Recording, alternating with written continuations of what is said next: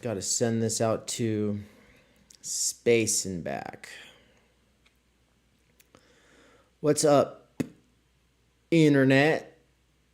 How's it going, everybody? Coming at you live from Mexico. Tomorrow begins the Professional Managerial Class Consciousness course. And the idea of the university course has been going now for 2 weeks. Something I did for that course that I think a lot of people have found useful, or at least I don't know about a lot of people, but all the right people found it useful, was reading The Idea of University by Carl Jaspers aloud as an audiobook. Making it accessible to people who would be taking the course but will be too busy to sit down and turn pages. Now, you've all probably heard me say this a lot at this point, but reading and listening are not mutually exclusive. I think people who are most resistant to listening to an audiobook think that it's an either or. And once you realize that you have to read things multiple times usually to really click with them, especially when it's good stuff, a lot of people open up to the idea of listening to something on the first pass. And so what I hope that you will gain from this is whether it's worth coming back to for you in the future. Also that you will gain a sense for the voice of the author. I think that the voice of an author can really come through. And you get a sense for what they're about, even just from an excerpt of some nonfiction. You can get a sense for where the author's coming from. And if you don't have that, you could really be missing out on something important. And when it comes to this PMC course, it's kind of a hot topic, or at least, I don't know, it's not hot in the sense that it's popular. It's like not a lot of people are talking about it, but it's a touchy issue for some people, as we discussed in the week in review that just occurred. So I think it would behoove us then, or like be beneficial in some way, to actually turn to one of the readings for the course. And if I have my way, I will do assisted readings for all of the excerpts for the PMC course. It's not like we're reading entire books. And so what I suspect is that I should be able to do little streams where I actually just read them aloud. These are not standard audiobooks because I'm adding to them as we go, which actually helps me if there were to ever be an accusation of copyright infringement for reading it aloud. Okay, though this is not in the public domain, because I am doing exegesis as it goes, it should be okay. But with that said, my promise to you is that I'm going to do my utmost to keep my personal opinions out of it and to just, I will only really expand on a section if I think that I can add some context for you, because we're not doing the entire reading. This excerpt is all we're going to be reading in the course. People are obviously encouraged to go listen to and or read the entire thing on their own, but you don't need to. It's an introductory course, and so we're just going to go with the excerpts. So with all of that said, I think it's like 15 pages long. It says 20 right there, but I don't know. It's a PDF. That's what it says. So Ayo in the chat. Anne is in the chat. I believe Master Signified Bodies is actually watching this on a big screen television right now. So what's up to Anne? What's up to Andrew? What's up to anybody else who will be joining now or in the near future, as well as all the people who will be taking the course or checking this out in the future later on. Let's get to it. All right.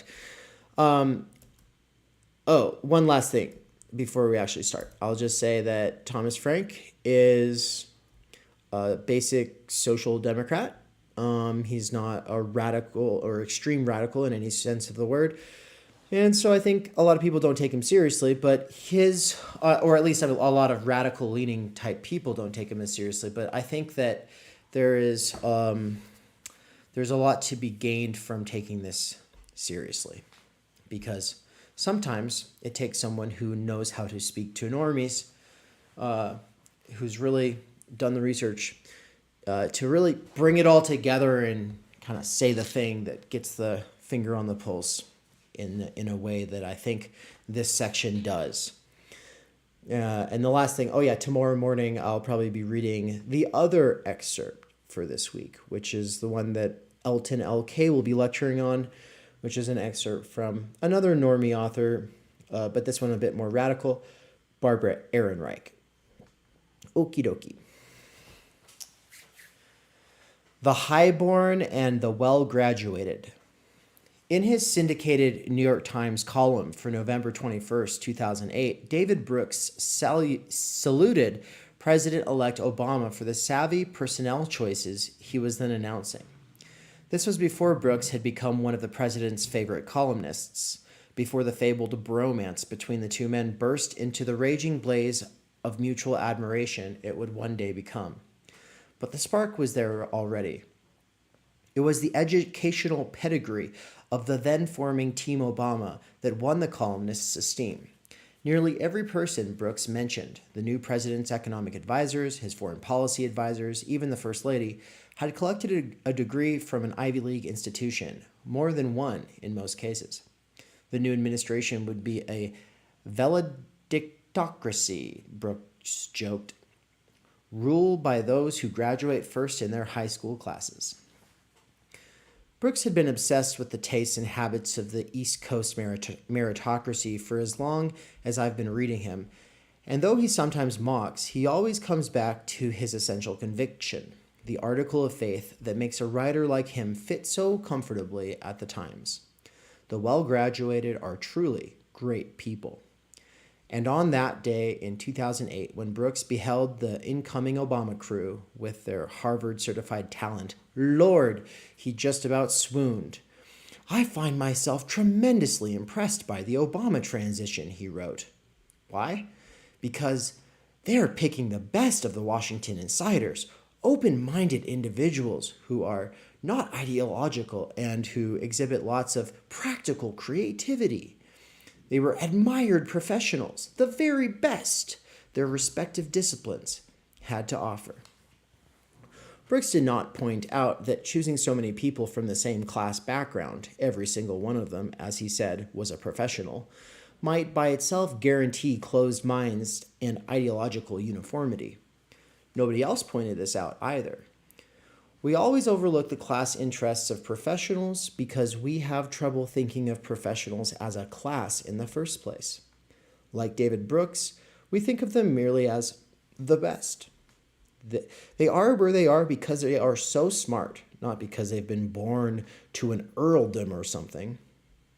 Truth be told, lots of Americans were relieved to see people of talent replace George W. Bush's administration of hacks and cronies back in 2008.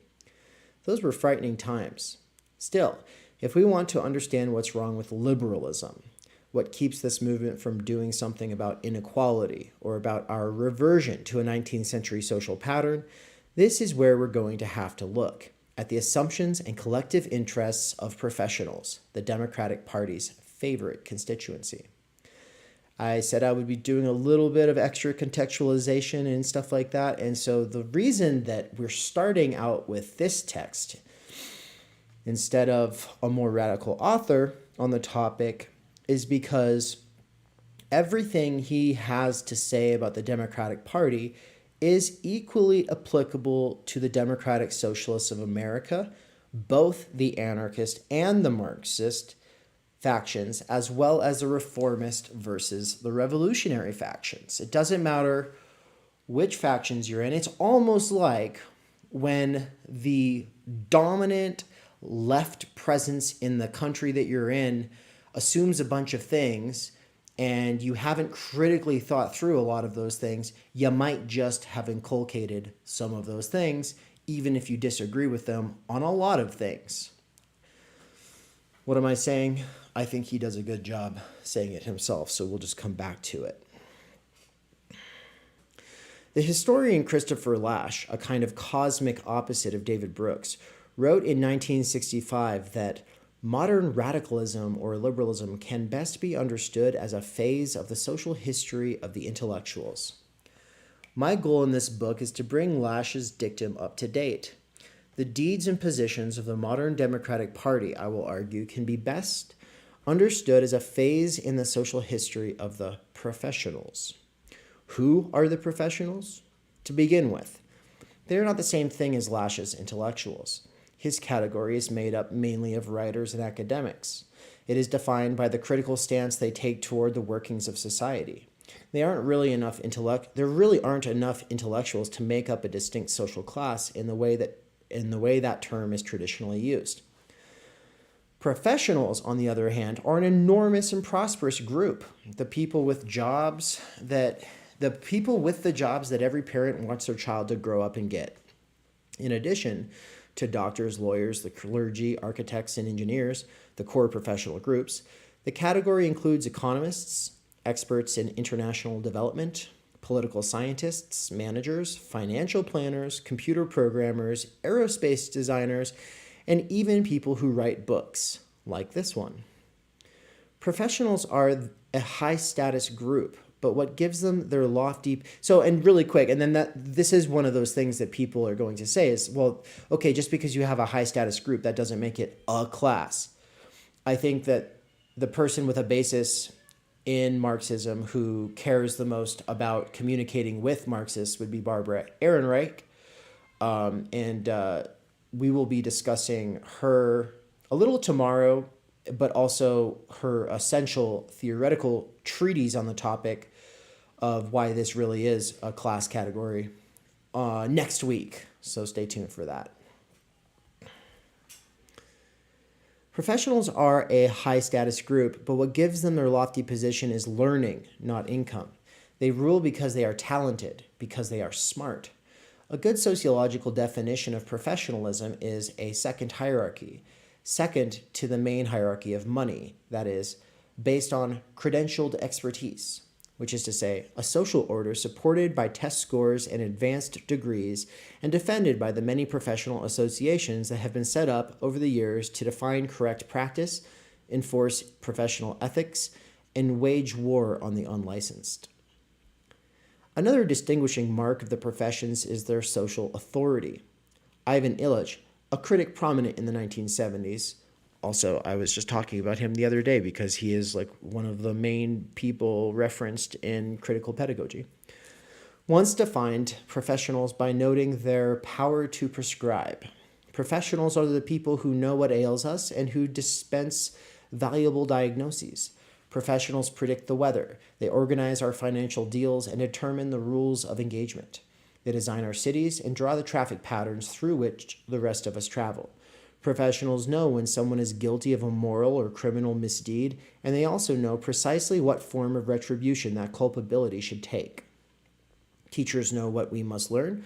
Architects know what our buildings must look like. Economists know what the Federal Reserve's discount rate should be. Art critics know what is in good taste and what is in bad.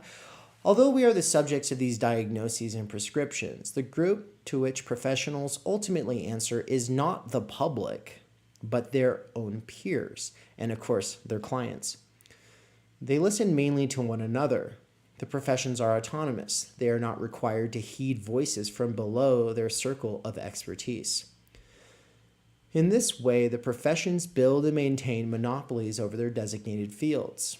Now, monopoly is admittedly a tough word, but it is not really a controversial one among sociologists who write about the professions. Monopolizing knowledge, according to one group of sociologists, is a baseline description of what professions do. This is why they restrict entry to their fields.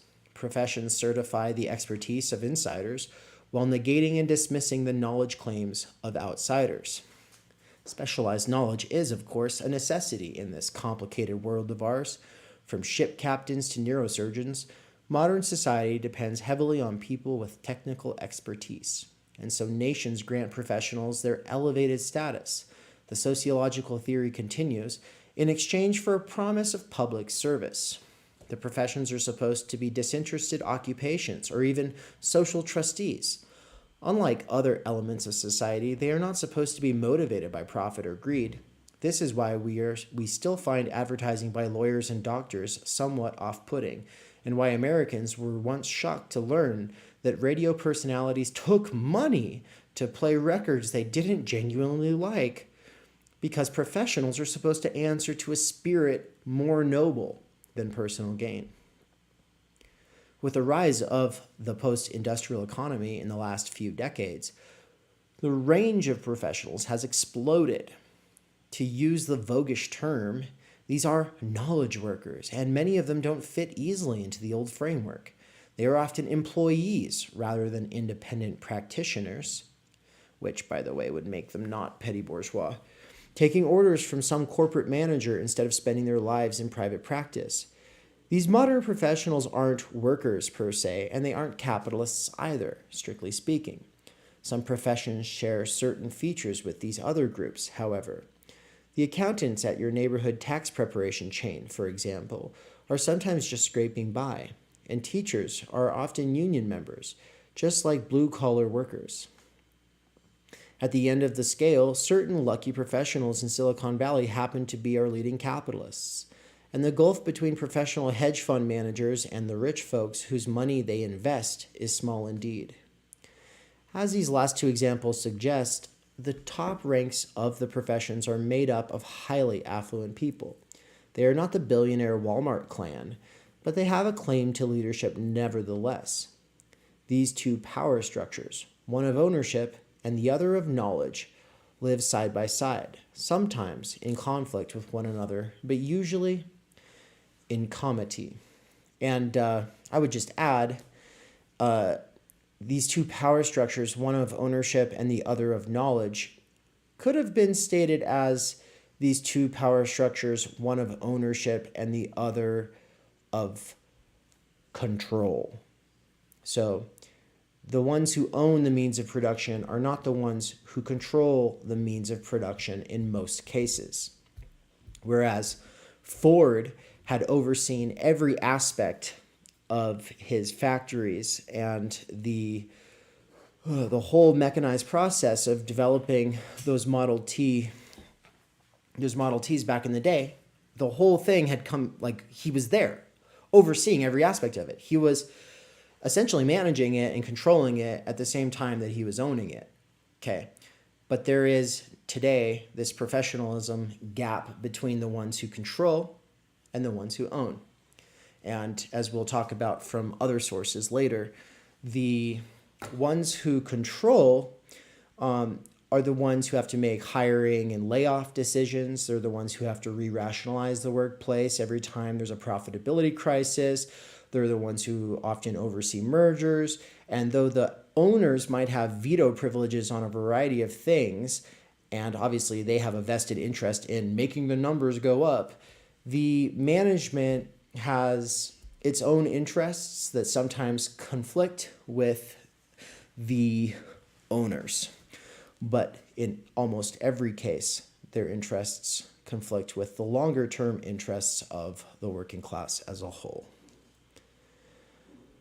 The concern of this book is not investigating the particular expertise of any given profession, but rather the politics of professionalism in a larger sense.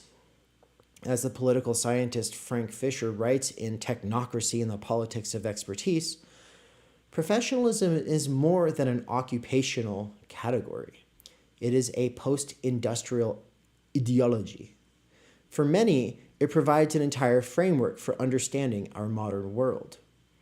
As a political ideology, professionalism carries enormous potential for mischief. For starters, it is obviously and inherently undemocratic, prioritizing the views of experts over those of the public. That is tolerable to a certain degree. No one really objects to rules mandating that only trained pilots fly jetliners, for example. Yeah, right? Everyone prefers that trained pilots fly jetliners. But what happens when an entire category of experts stops thinking of itself as social trustees? What happens when they abuse their monopoly power? What happens when they start looking mainly after their own interests, which is to say, start acting as a class.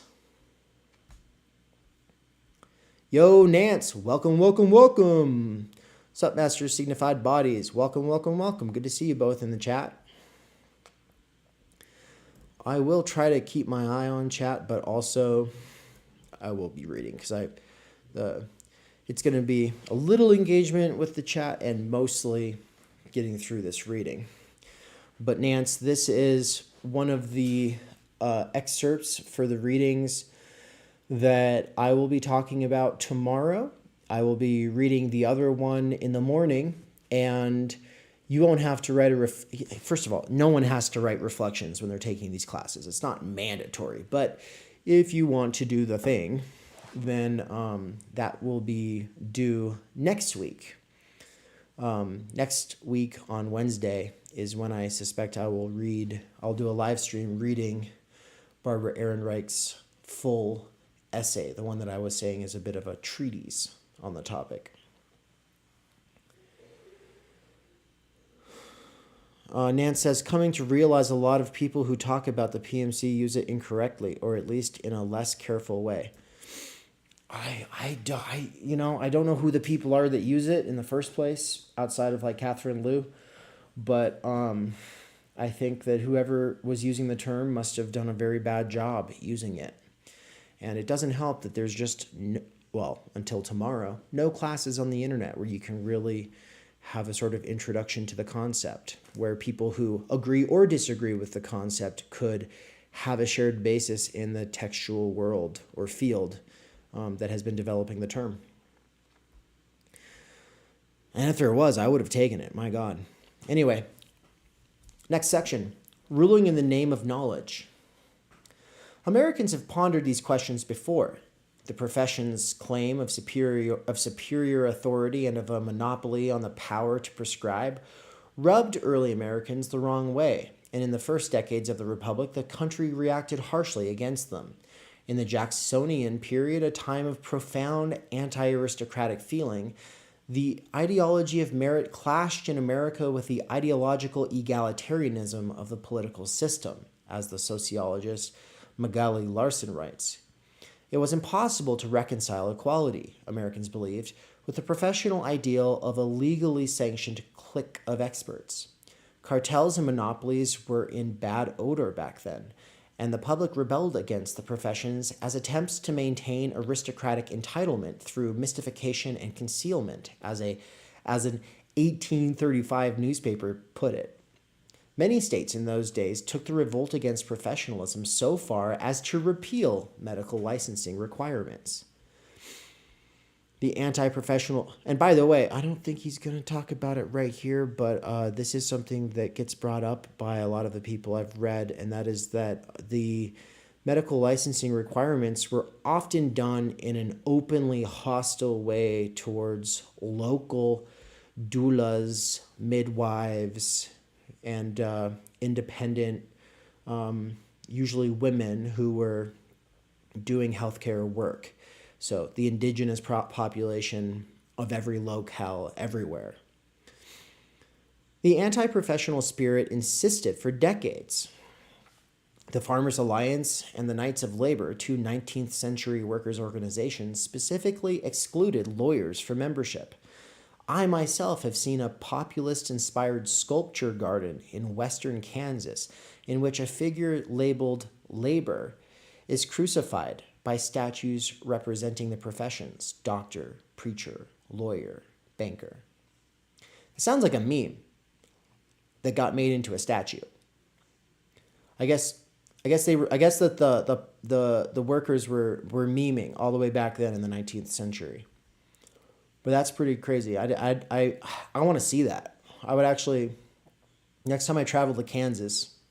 Okay, no one travels to Kansas, first of all. I travel through Kansas to get to Missouri, where you can visit Michael Downs, or at least where I can. That's the only goal there. But maybe next time on my way through, I'm going to have to find this sculpture garden where the figure labeled labor is being crucified by the doctor, preacher, lawyer, banker.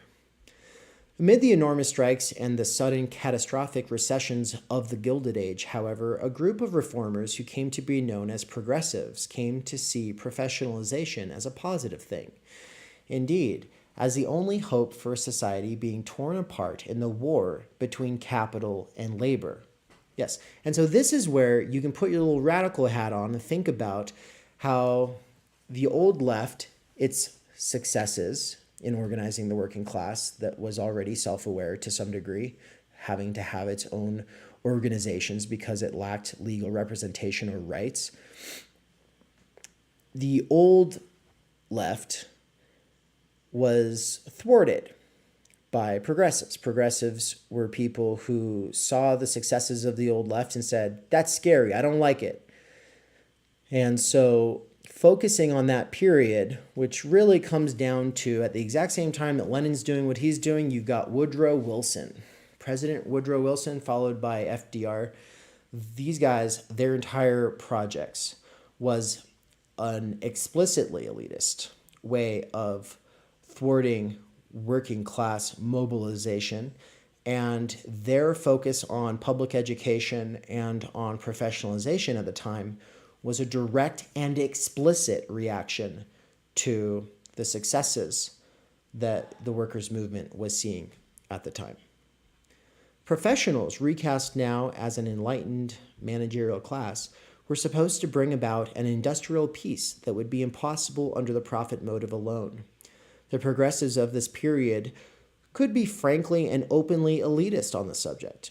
Herbert Croly, the author of the seminal work The Promise of American Life, and later a founder of the New Republic, openly advocated for a sort of neo-aristocratic order led by exceptional citizens, and left-wing critics ranging from Thorstein Veblen to R.H. Tawney imagined capitalism tamed by professional expertise.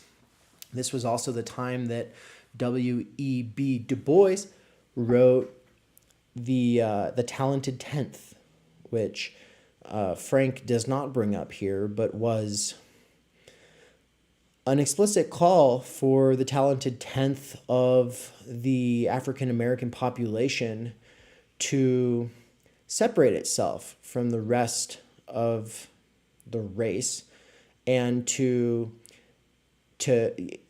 was essentially saying, like, look, every race has a talented 10%, and if our people is to ever get better, then we're going to have like this talented 10th organize, keep itself separated, raise itself to new heights, and then it will paternalistically raise up the rest of the race. That was something very controversial at the I don't know if it was controversial at the time, because as this is saying, progressivism was very popular at the time. But Du Bois gets criticized for this a lot in the scholarship today for obvious reasons, even though, of course, there is something to the fact that there are talented people and they shouldn't be discouraged, and they should even be hooked up with the resources that they need to excel, right? We can walk and chew bubblegum at the same time, right? The progressives had a point. Many of the industrial world's problems were and are highly technical ones that require the attention of well-trained experts. Markets could obviously not be counted on to bring about democratic solutions to the scourge of exploitation, layoffs, and workplace injuries. There were no easy Jeffersonian ways around these problems. For many years, the progressive ideal seemed like a brilliant success. Franklin Roosevelt's Brain Trust, for example, still stands today as a symbol of the liberal possibilities of professionalism, as do the New Deal's many interventions in the workings of the market. Economies could be managed, at least in part. World wars could be planned and won. An assortment of consumer goods could be essentially guaranteed to each member of the broad middle class. The administration of FDR was something of a golden age for government by professionals, although, as we shall see, one that was different in important ways from our current regime of rule by expert. Let me confess here a nostalgia for the managerial professionalism that I have just described. It was, after all, The system that administered the country's greatest corporations, its news media, its regulatory agencies, and its welfare state in the more benevolent years of the American century. Here and there, in certain corners of our national life, this older organizational form still survives, keeping our passenger jets from exploding and our highway bridges from collapsing. But generally speaking, that system of professionalism was long ago subverted and transformed into something different and more rapacious. Today we live in a world of predatory bankers, predatory educators, even predatory healthcare providers, all of them out for themselves. I told you rhetorically this is normie shit, like he's acting like that wasn't the case back in FDR's time, but his, oh, I'm a bit nostalgic for those good old days, is a head nod for the liberals who miss the good old FDR days. And I've met some people who were alive at the time who felt like this guy was saving the world. And in a lot of ways, coming out of the Great Depression was a transformative experience. And so, yeah, you can't really blame the people who he's trying to appeal to here. The corruption of the professions is a grand story in its own right, and one that parallels the story told in this book. It starts at roughly the same time, it features a number of the same characters, and so on. With a few exceptions, however, it is not my subject here. What concerns us instead are popular attitudes toward the professions, and by the 1970s they were definitely starting to sour. Technocracy was the new term for describing the reign of professionalism, and its connotations were almost entirely negative. Rule by expert, it began to seem, excluded rule by the people. It was dehumanizing and mechanical. In a technocracy, the important policy decisions were made in faraway offices that were insulated from the larger world of society. The people making the decisions identified far more with society's rulers than they did with the ruled, and their decisions often completely ignored public concerns. Busing was one of the era's classic examples of failed technocratic overreach.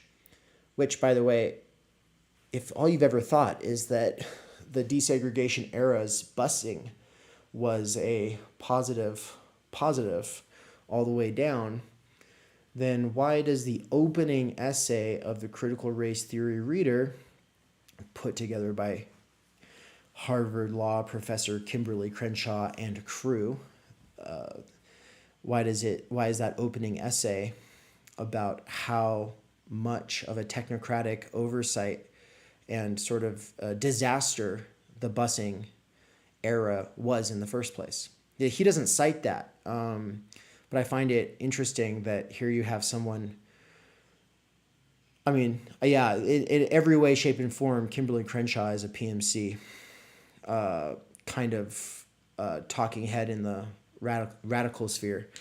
But at least one thing that they can agree on is that busing was one of the classic examples of a failed technocratic overreach. Another was the Vietnam War, a catastrophic intervention in which tens of thousands of working-class Americans were sent to their deaths, not to mention the vast death toll among the Vietnamese themselves, largely because foreign policy professionals in Washington were unwilling to listen to voices from outside their discipline, bearing uncomfortable news. The problems of technocracy were never solved. Instead, technocracy became a way of life with its own mass constituency. Today, as we are so often reminded, we live in a post-industrial age, and in this advanced state of civilization, the demand for expertise has become enormous.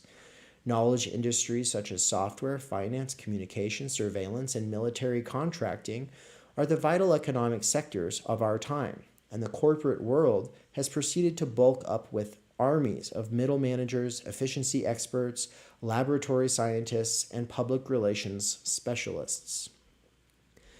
As the professional managerial class grew, its political alignment also changed. Between the Eisenhower era and today, professionals undertook a mass migration from the Republican to the Democratic Party for reasons that will become apparent as we proceed. In fact, according to the sociologists Jeff Manza and Clem Brooks, professionals went from being the most Republican social formation in the country in the 1950s to being the most Democratic by the mid-90s. Professionalism is post-industrial ideology, and today the Democrats are the party of the professional class. The party has other constituencies, to be sure, minorities, women, and the young, for example, the other pieces of the coalition of the ascendant. But professionals are the ones whose technocratic outlook tends to prevail. It is their tastes that are celebrated by liberal newspapers, and it is their particular way of regarding the world that is taken for granted by liberals as being objectively true. Professionals dominate liberalism and the Democratic Party in the same way that Ivy Leaguers dominate the Obama cabinet. In fact, it is not going too far to say that the views of the modern-day Democratic Party reflect, in virtually every detail, the ideological idiosyncrasies of the professional managerial class. Liberalism itself has changed to accommodate its new constituents' technocratic views. Today, liberalism is the philosophy not of the sons of toil, but of the knowledge economy, and specifically of the knowledge economy's winners, the Silicon Valley chieftains, the big university systems, and the Wall Street titans who gave so much to Barack Obama's 2008 campaign. The reason he's referring so much to Obama's 2008 campaign, by the way, dear listeners, is because I think this book was published right before Trump won. And actually, he's one of the people who didn't quite see it coming, though at the same time he was alarmed and saying that the sort of elitist approach of the Democratic Party was really risking a loss. So yeah.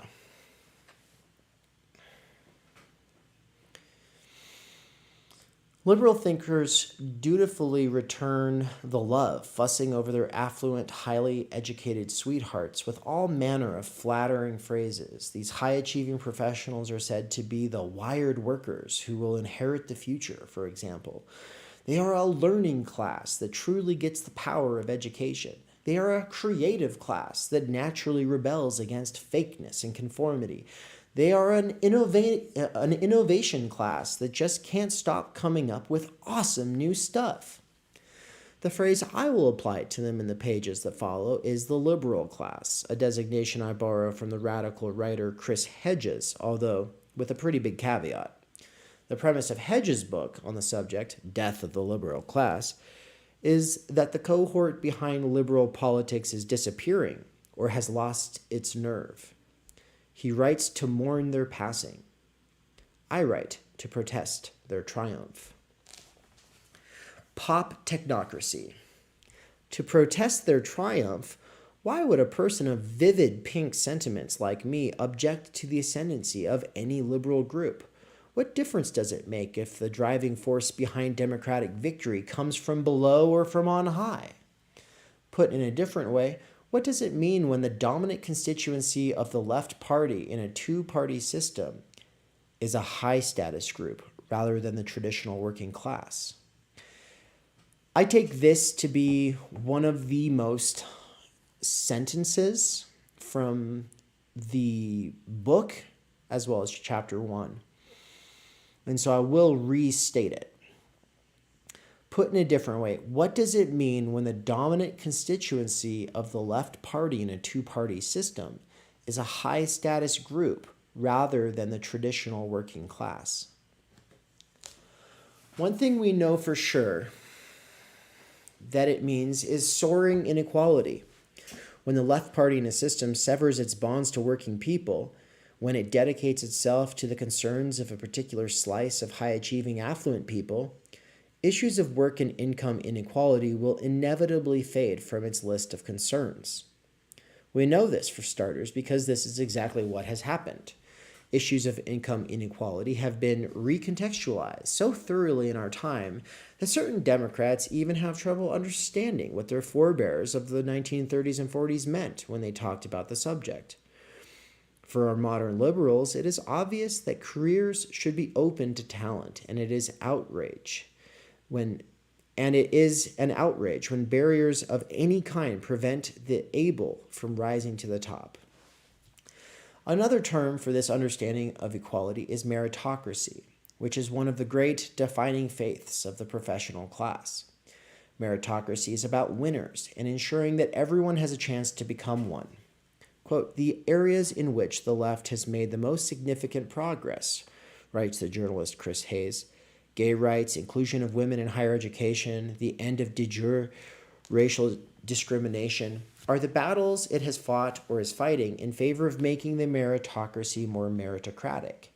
The areas in which it has suffered its worst defeats, collective action to provide universal public goods, mitigating rising income inequality, are those that fall outside the meritocracy's purview.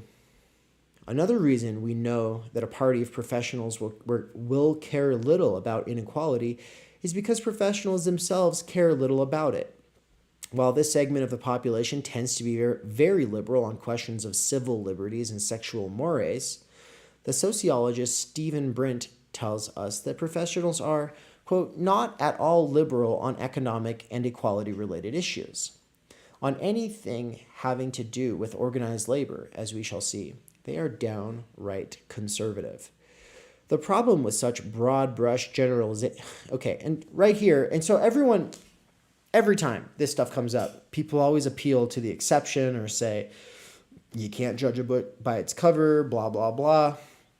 Well, of fucking course, we're doing some broader analysis. That's the point of a class analysis. Individuals can obviously become class conscious and do their utmost to fight for the working class as opposed to their own professional peer group, right? Excuse me. The problem with such broad brush generalizations about any social stratum, of course, is that there are lots of exceptions, and a group of educated and often sophisticated individuals naturally contains lots of honorable folks who care sincerely about society's well-being. Many of them understand the madness of a deregulated market system as it spins out of control. But in a sweeping sociological sense, professionals as a class do not get it. This is because inequality does not contradict, defy, or even inconvenience the logic of professionalism. On the contrary, inequality is essential to it. Professionals, after all, are life's officer corps. They give the orders, they write the prescriptions. Status is essential to professionalism, according to sociologist Larson. Achieving a more exalted level in life's hierarchy is the most central dimension of the professionalization project. What she means is that inequality is what it's all about. Sometimes the privileges accorded to the professions are enshrined in law. Not just anyone is allowed to step into a courtroom and start pleading before a judge, for example. And even when they aren't, they are maintained by artificial scarcity, by what Larson calls in her classic 1977 book on the subject, a monopoly of expertise. Meritocracy is what makes these ideas fit together. It is the official professional credo, according to one group of sociologists. The conviction that the successful deserve their rewards, that the people on top are there because they are the best. This is the first commandment of the PMC. These days, meritocracy has come to seem so reasonable that many of us take it for granted as the true and correct measure of human value. Do well in school, and you earn your credential. Earn your credential, and you are admitted into the ranks of the professions. Become a professional, and you receive the respect of the public, plus the nice house in the suburbs, and the fancy car, and all the rest. Meritocracy makes so much sense to us that barely anyone thinks of challenging it, except on its own terms. For President Barack Obama, for example, belief in meritocracy is a conviction of the most basic sort. Obama's faith lay in cream rising to the top, writes Jonathan Alter in his account of the early days of the Obama presidency. The president believed this, Alter continues, for the most personal of reasons, because this was the system that had propelled him to the top. Because he himself was a product of the great American post-war meritocracy, Alter continues, he could never fully escape seeing the world from the status ladder he had ascended. Obama proceeded to fill his administration with the graduates of the most prestigious universities and professional schools, in turn causing David Brooks to feel such optimism for the country. At some level, Alter writes, Obama bought into the idea that top-drawer professionals had gone through a fair sorting process, the same process that had propelled him and Michelle to the Ivy League, and were therefore in some way deserving of their elevated status. What this doctrine means for the politics of... And I have to say, at this point, for me, honestly, I wouldn't blame a person for saying so. So? Right? Like what? We just hate all hierarchies? Is that the... No. I mean, humans should reach for the stars and do their best to become the best at whatever it is that they set themselves to. We want the best doing things, right? But just because you have a degree or just because someone else went to the same university as you doesn't mean that you're like in some elevated peer group that is elite because of merit, first of all. But there's a bigger problem, a much, much, much bigger problem, and that is the way that this sort of whitewashes inequality. Okay, it sort of takes inequality and says, look, we shouldn't be worried about poverty per se. We just should be worried about the wrong people being in poverty, as in talented people who, if they had had the right resources, could have risen from that situation. Okay. Everyone else just deserves to be there, though. That's the thing. That's the subtext there. What this doctrine means for the politics of income inequality should be clear: a profound complacency. For successful professionals, meritocracy is a beautifully self-serving doctrine, entitling them to all manner of rewards and status because they are smarter than other people. For people on the receiving end of inequality, for those who have just lost their home, for example, or who are having trouble surviving on the minimum wage, the implications of meritocracy are equally unambiguous. To them, this ideology says, forget it.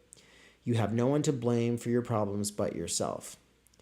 Now, obviously, Republicans also adopt this speaking point. There is a right PMC in this country as well. Not in Mexico. Well, there probably is in Mexico. I don't mean this country. I mean the author's country.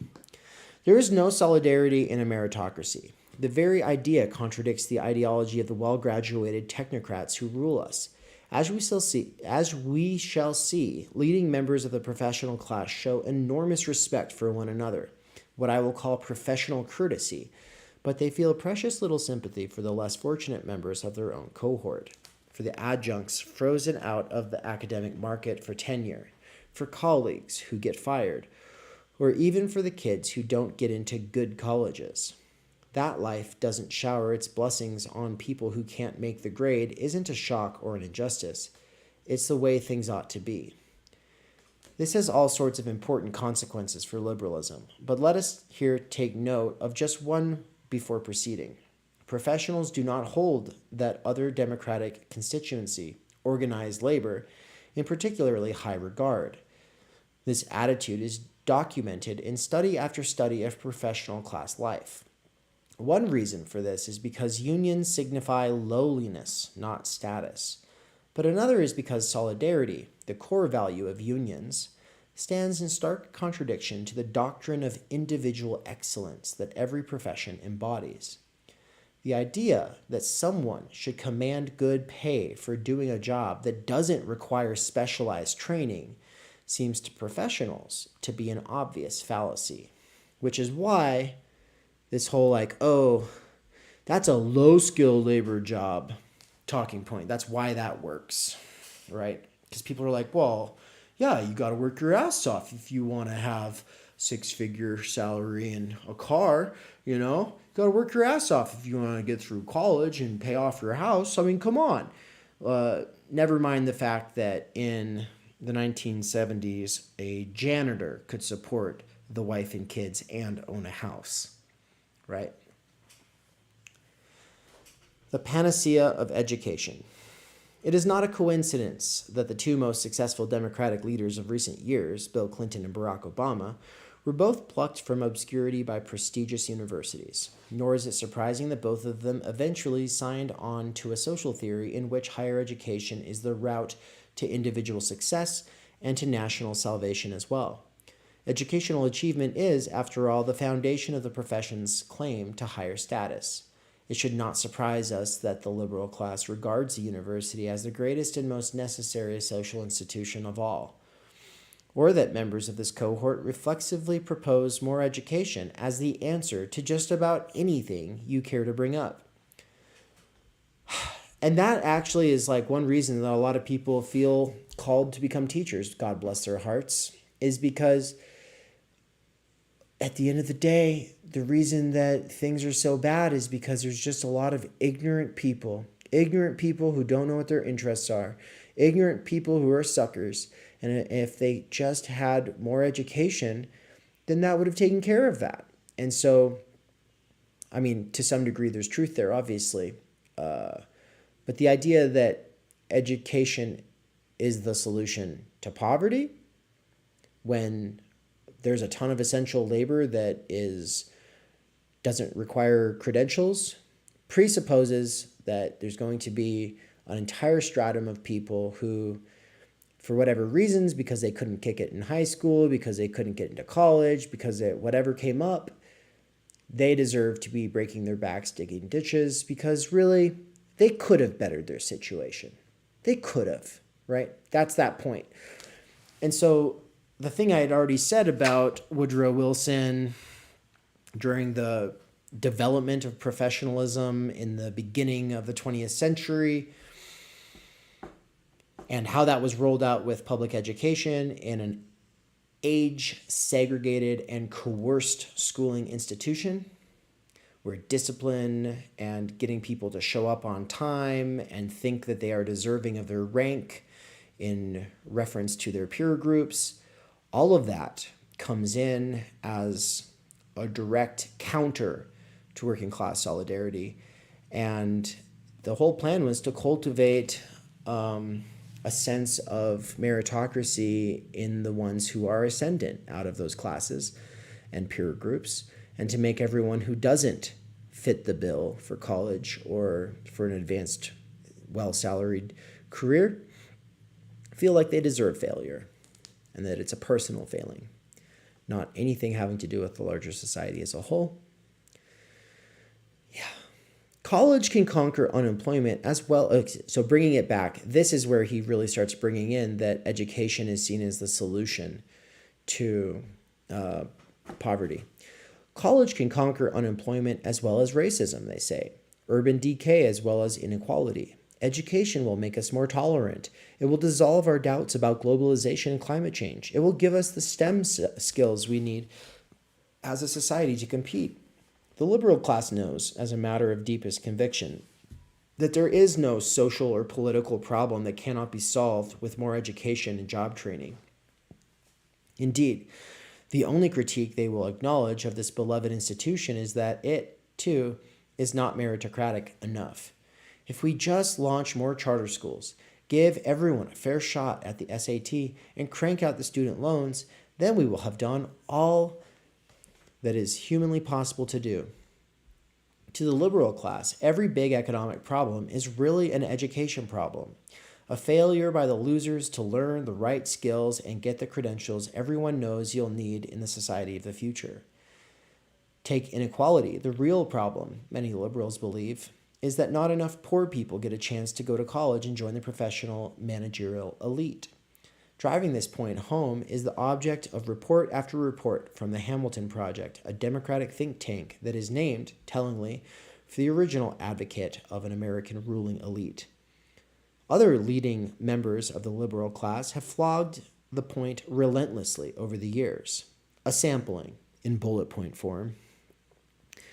If there is an income divide in America, it is over education, wrote Democratic media strategist Bill Knapp in the Washington Post in 2012. And this makes sense. People who are better educated should make more money. What I fundamentally believe, and what the president believes, R.N.A. Duncan, Obama's Secretary of Education, told a reporter in 2012, is that the only way to end poverty is through education. The best way by far to improve economic opportunity and to reduce inequality is to increase the educational attainment and skills of American workers, declared Federal Reserve Chairman Ben Bernanke to the graduating class at Harvard in 2008, a group much perturbed by inequality. Thomas Friedman, Obama's other favorite newspaper columnist, comes back to the subject again and again.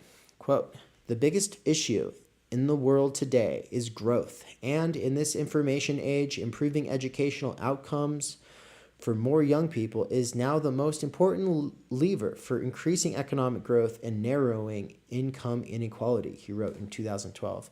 In other words, education is now the key to sustainable power.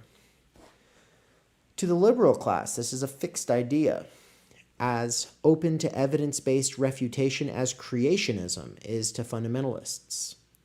If poor people want to stop being poor, poor people must go to college. But of course, this isn't really an answer at all. It's a moral judgment handed down by the successful from the vantage of their own success. The professional class is defined by its educational attainment, and every time they tell the story that what it needs is more schooling, they are saying inequality is not a failure of the system, it is a failure of you. This way of thinking about inequality offers little to the many millions of Americans, the majority of Americans, in fact, who did not or will not graduate from college. It dismisses as though a moral impossibility the well-known fact that there have been and are places in the modern world where people with high school diplomas can earn a good living, like, say, the northern states of the USA between 1945 and 1980, or the Germany of today. Then there are disturbing reports like the recent study showing that in terms of wealth, Black and Hispanic college graduates actually fared significantly worse in the late recession than did members of those groups who hadn't gone to college.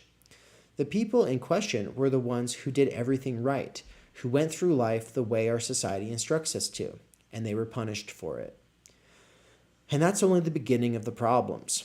Who is to say that a college degree by itself is the silver bullet?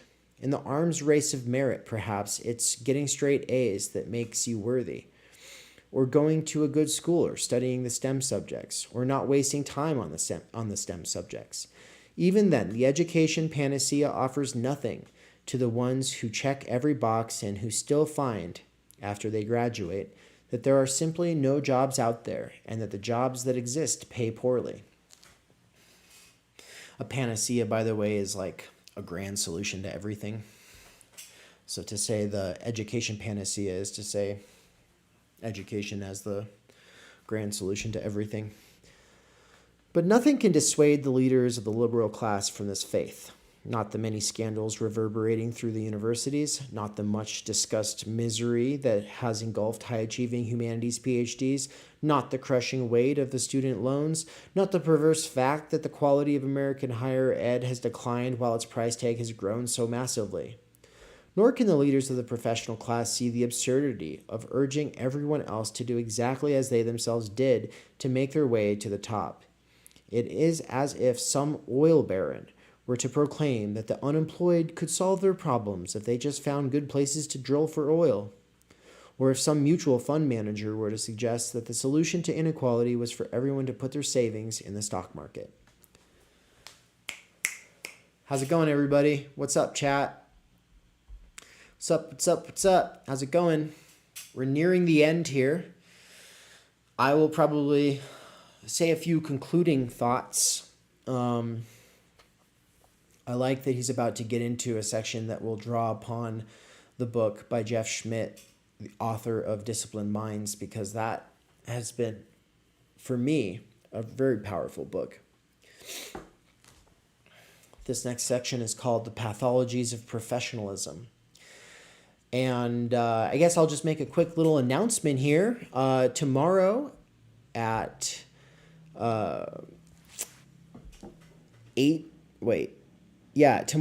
8 p.m. New York City time, which is to say 5 p.m.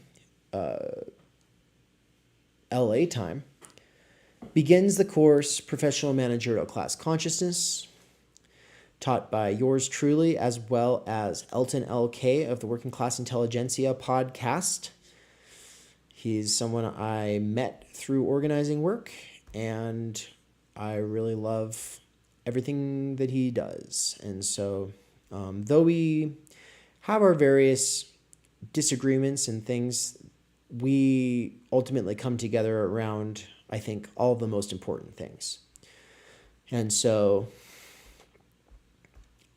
this course is one you will probably be seeing bits of in the near future on this channel, like you are right now, even if you're not signed up for it. But if you do want to sign up for it, it is $50. If you are broke as fuck and want access, you can always reach out to me at theoryplebe@gmail.com and we'll talk about it.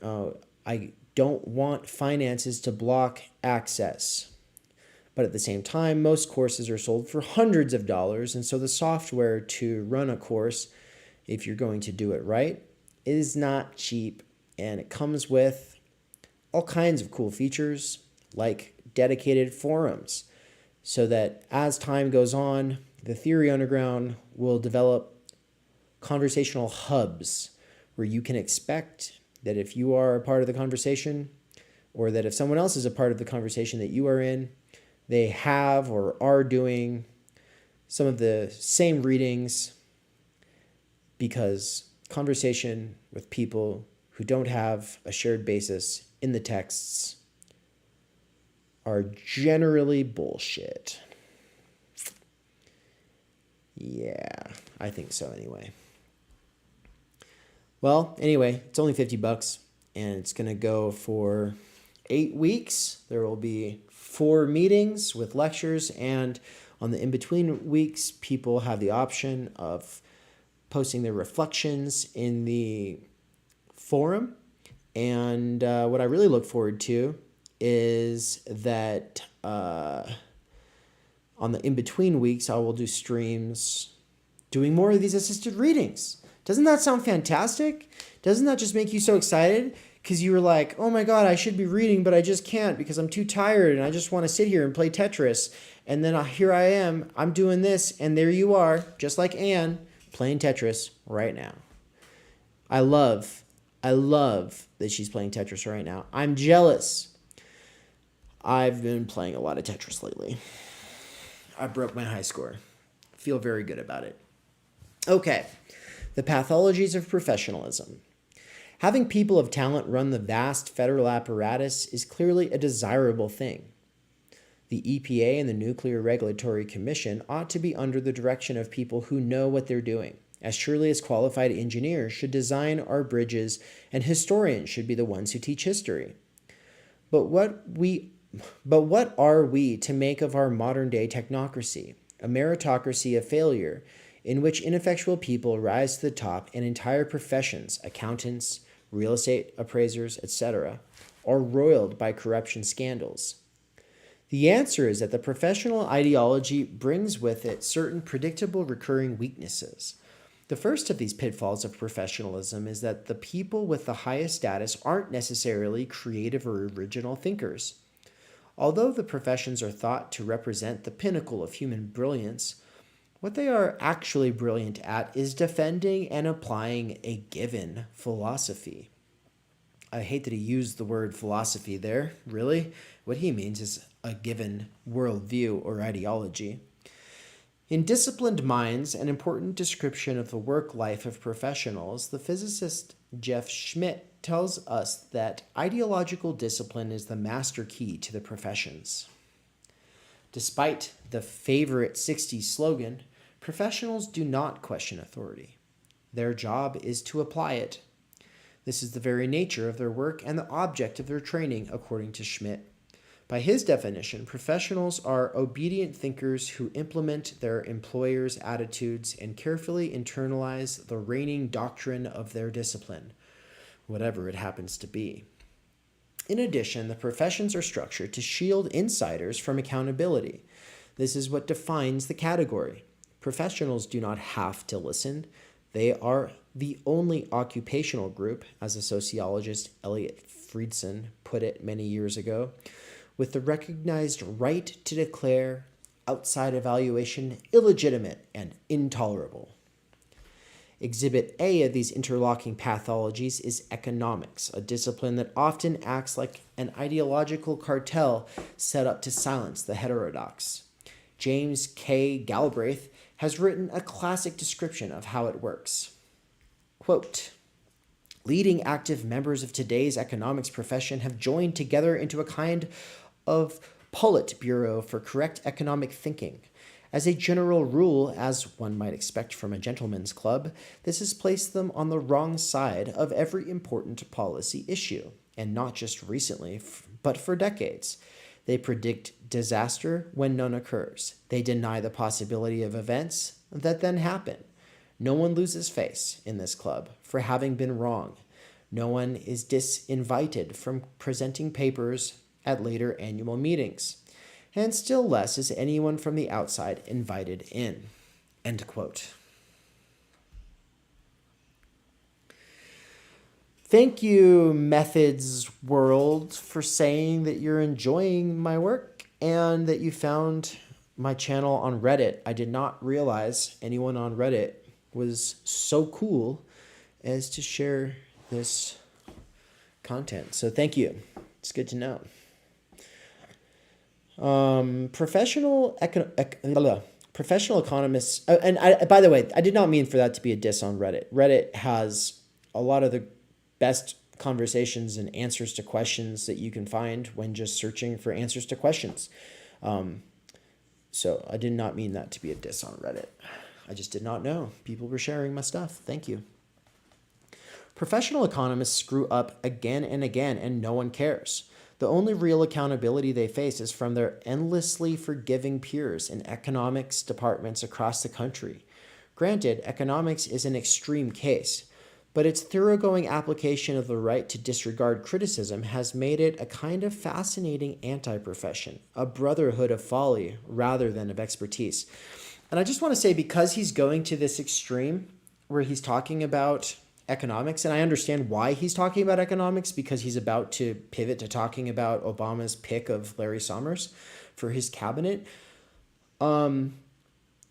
He had just brought up Jeff Schmidt's book, Disciplined Minds, and Jeff Schmidt is a physicist. And what I found most fascinating from my humanities and social sciences standpoint was that Jeff Schmidt is focusing on how everything about the cultivation of disciplined minds and this professional ideology that people don't realize is an ideology, but they just live it out through their habitus, right?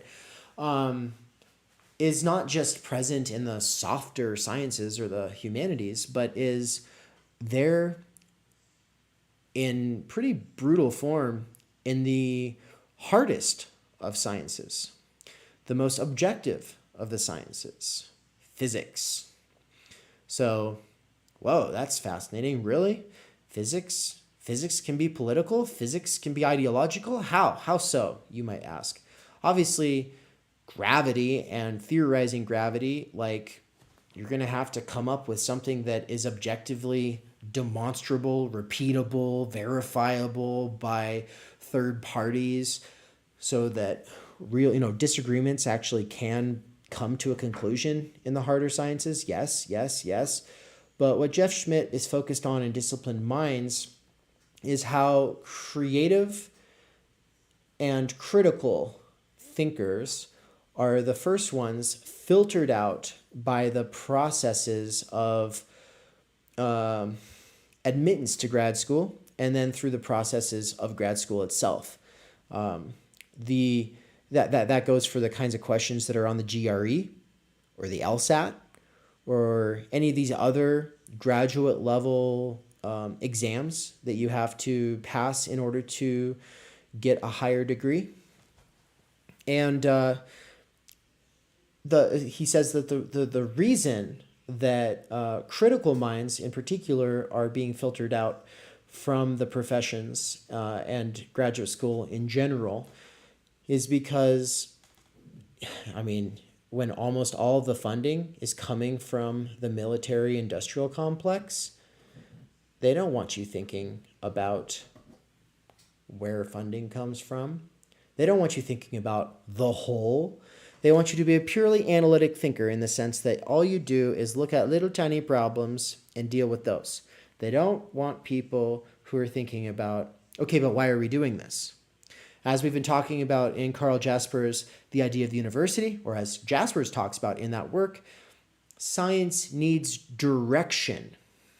And science only gets its direction from human values, assumptions, priorities, not the kind of stuff that can be objectively verified by physics, yet nonetheless, it drives physics. And when people think they are doing physics research in some apolitical way, and it just so happens that the laser technology that they are being paid to research comes from some front group that's essentially like filtering black money from the, or dark money from the fucking military industrial complex.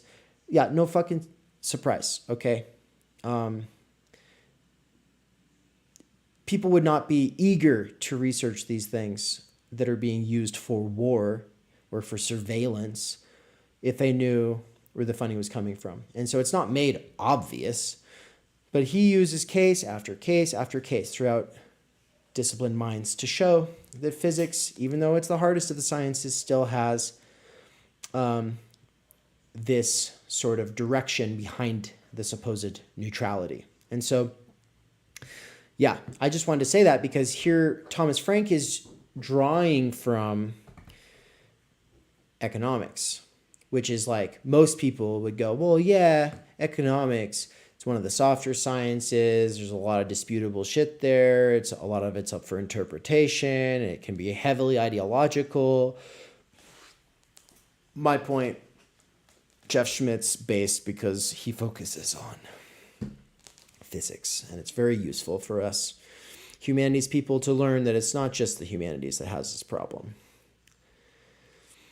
Granted, economics is an extreme case, but its thoroughgoing application of the right to disregard criticism has made it a kind of fascinating anti-profession, a brotherhood of folly rather than of expertise. The peril of orthodoxy is the second great pitfall of professionalism, and it's not limited to economics. Every academic discipline with which I have some experience is similar. International relations, political science, cultural studies, even American history. None of them are as outrageous as economics. It is true, but each of them is dominated by some convention or ideology. Those who succeed in a professional discipline are those who best absorb and apply its master narrative. Our modern technocracy can never see the glaring flaw in such a system. For them, merit is always synonymous with orthodoxy. The best and the brightest are, in their minds, always those who went to Harvard, who got the big foundation grant, whose books are featured on NPR. When the merit-minded President Obama wanted economic expertise to choose one sad example, he sought out the best the economics discipline had to offer. Former Treasury Secretary and Harvard President Larry Summers, a man who had screwed up time and again, yet was shielded from the consequences by his stature within the economics profession. Look back to the days when government by expert hold on, I'm going to read the comment here, and then I'll get back to that because I was fucking it up anyway. But Methods World said, it was shared in our critical theory. Oh, cool. Which video was shared there? Thank you. Look back to the days when government by expert actually worked, and you will notice an astonishing thing. Unlike the Obama administration's roster of well-graduated mugwumps, the talented people surrounding Franklin Roosevelt stood very definitely outside the era's main academic currents. Harry Hopkins, Roosevelt's closest confidant, was a social worker from Iowa. Robert Jackson, the U.S. Attorney General whom Roosevelt appointed to the Supreme Court, was a lawyer who had no law degree. Jesse Jones, who ran Roosevelt's bailout program, was a businessman from Texas with no qualms about putting the nation's most prominent financial institutions into receivership. Marinier Eccles, the visionary whom Roosevelt appointed to run the Federal Reserve, was a small-town banker from Utah with no advanced degrees. Henry Wallace, who was probably the nation's greatest agriculture secretary, studied at Iowa State and came to government after running a magazine for farmers. Harry Truman, FDR's last vice president, had been a successful U.S. senator, but had no college degree at all. Even Roosevelt's Ivy Leaguers were often dissenters from professional convention. John Kenneth Galbraith, who helped to run the Office of Price Administration during World War II, spent his entire career calling classical economics into question. Thurman Arnold, the Wyoming-born leader of FDR's antitrust division, wrote a scoffing and derisive book called The Folklore of Capitalism. Just try getting a job in Washington after pulling something like that today. A third consequence of modern-day liberals' unquestioning reflexive respect for expertise is their blindness to predatory behavior if it comes cloaked in the signifiers of professionalism.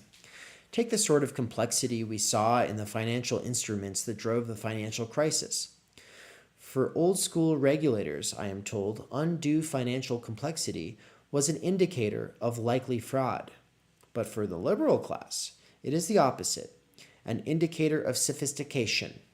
Complexity is admirable in its own right. The difference in interpretation carries enormous consequences. Did Wall Street commit epic fraud, or are they highly advanced professionals who fell victim to epic misfortune? As we shall see again and again, modern-day liberals pretty much insist on the latter view, treating Wall Street with extraordinary deference, despite all that went on during the last decade. This is no doubt due in part to Wall Street's enormous political contributions, but anyone seeking to understand this baffling story must also take note of the widely shared view among Democrats that Wall Street is a place of enormous meritocratic prestige, on a level equivalent to a high-end graduate school. Wall Street's veneer of professionalism is further buttressed by its complicated technical jargon, which, like other disciplines, the financial industry uses to protect itself from the scrutiny of the public. One final consequence of the ideology of professionalism is the liberal class's obsessive pining for consensus. I have already mentioned President Obama's remarkable zeal for bipartisan agreement. As we shall see, this is not his passion alone. Most of the Democratic leadership has shared these views for decades. For them, a great coming together of the nation's educated is the obvious objective of political work. This obsession, so peculiar and yet so typical of our times, arises from the professionals' well-known disgust with partisanship and their faith in what they take to be apolitical solutions. If only they could bring Washington's best together, they believe, they could enact their common knowledge program. That the Obama administration chose to fritter away months and even years pursuing this fantasy, with its health care proposal, with its deficit reduction commission, could probably have been predicted based strictly on the educational pedigree of the president's cabinet choices. Not to be too reductionist here, but it was all a class performance. It was the essence of professionalism. Okay, next section is the last section. It's a short section, but before we get into it, I'm going to say, bringing it back here to the point, this might be written as a book to normie liberals, to help them realize they've taken the working class for granted and that in a lot of ways this turn to the PMC has actually cultivated a lot of resentment that people like Tucker Carlson are obviously going to capitalize on. Okay? So it might be that that is the case, and therefore he's not going to be applying this analysis to the broader left, especially not the radical left. But I think that obviously that is what Barbara Ehrenreich is going to do, and you'll hear a little bit about that tomorrow. But more importantly, Bringing it back to ideology, this is not an ideology where you're sat down in a classroom and they put it up in bullet point form and say, you have to memorize the 10 commandments of professionalism. And once you've learned these, you'll be able to get your degree. No. It's not. It is something inculcated. It's the sense of entitlement, of deservingness that comes with status, or of the sense of, oh, I deserve my failure if you didn't do so well in that, sorting system called schooling. Okay. But this critique does not just apply to the Obama administration. It's common today to hear DSA members say that meritocracy is bad. What they have in mind, obviously, might include the Obama administration, but also goes against Republicans. Fair enough. But the sense that if you're not one of the elect, your job is to listen and take orders. If you're not one of the ones of the representative knowledge class, then if you're a good one, you're going to follow and obey. And if you're skeptical or critical or ask a lot of questions, then they'll act like you're getting uppity. They'll act like you're getting out of place, that you're out of order. Who are you to question? Who are you to try to understand things for yourself? What is this?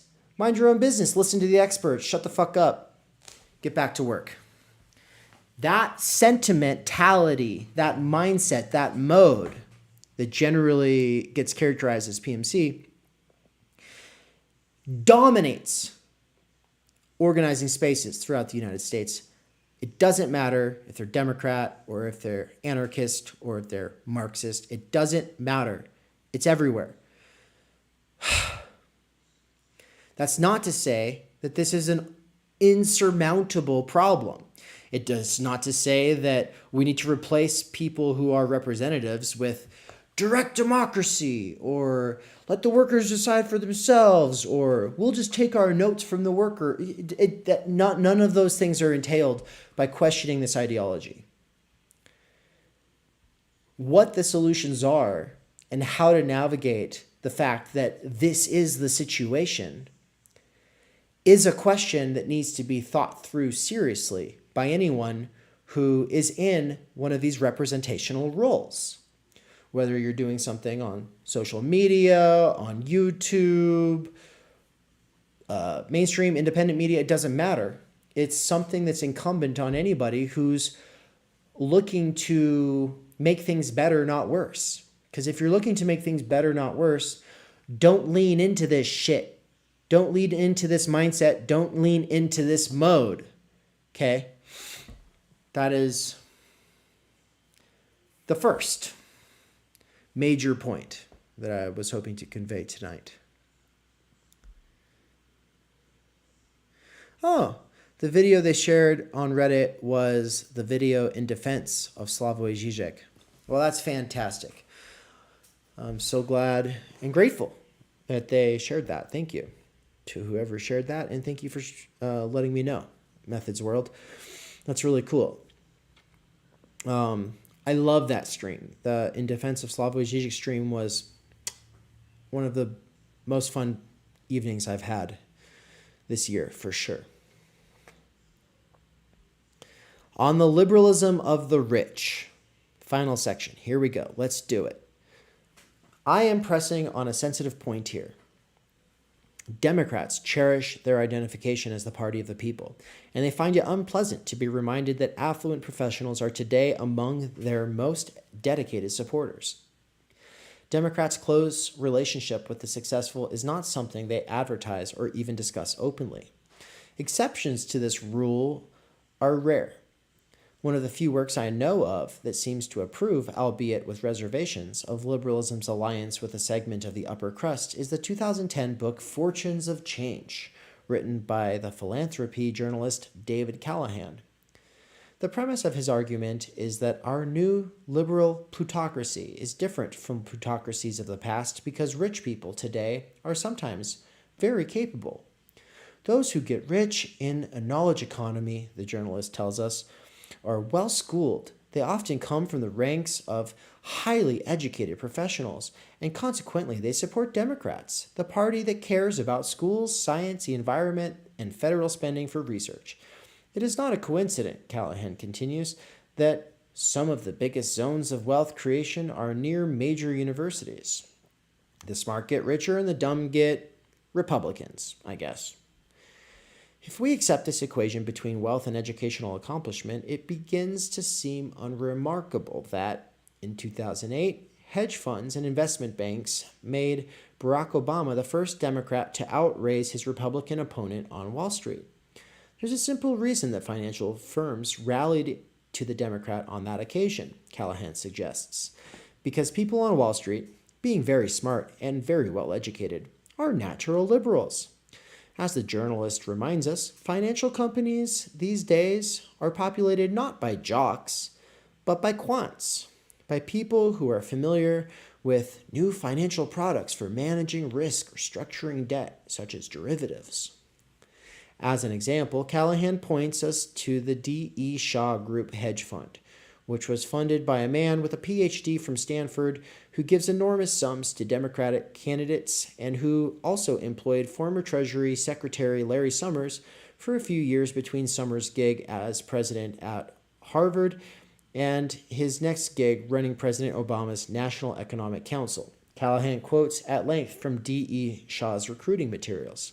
Quote, "Our staff includes a number of Rhodes, Fulbright, and Marshall Scholars, Putnam Fellows, and the winners of more than 20 medals in the International Math Olympiad. Current employees include the 2003 U.S. Women's Chess Champion, a Life Master Bridge player, and a Jeopardy winner, along with a number of writers, athletes, musicians, and former professors. Over 100 of our employees hold PhDs. Almost 40 are entrepreneurs who previously founded their own companies, and approximately 20% are published authors whose work ranges from highly technical papers in specialized academic journals to award-winning mystery novels." To this honor roll of intellectual and financial achievement, Callahan appends the following observation. This is definitely not the Sarah Palin demographic. No. But neither is it a demographic with any particular concern for the fate of working people. Finished.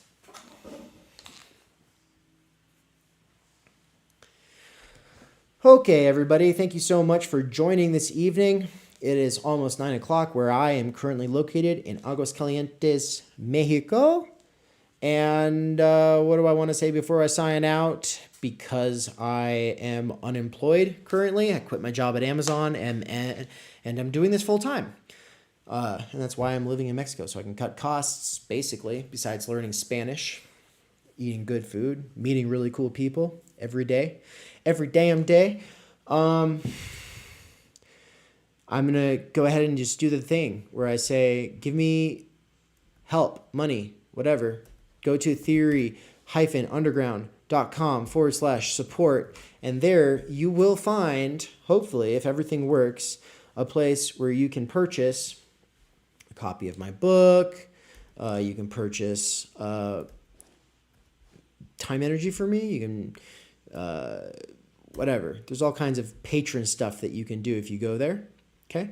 So I'll take it for a quick scroll and explain what we're looking at. This is a video where it's a testimonial. Bert Vanderkar saying how much he appreciates what Theory Underground is doing. And it's definitely worth checking out. We love Bert. You can see here the Idea of University course is currently for sale, as is Slavoj Žižek's For They Know Not What They Do. The PMC course that begins tomorrow is a little bit lower. Oh, it's right here on the left. Okay. So yeah, that class starts tomorrow. The Idea of University class technically started a couple weeks ago, but it will be available on demand after the fact. And I would say that those two classes are easy, beginner level. Okay. okay? Whereas For They Know Not What They Do is going to be hard mode, okay? Michael Downs of the Dangerous Maybe blog had to study this stuff for like 20 years, 10 hours a day, exhausting, painstaking, line-by-line analysis to get to the point where he is able to break this stuff down and make it as accessible as he is able to, which is a lot. And it's remarkable and enjoyable, and we all love what he's able to do. But speaking of breaking stuff down, wasn't that just one of the things mentioned when Thomas Frank here in Listen Liberal was critiquing the way that professions hide from the public and its scrutiny behind a bunch of jargon?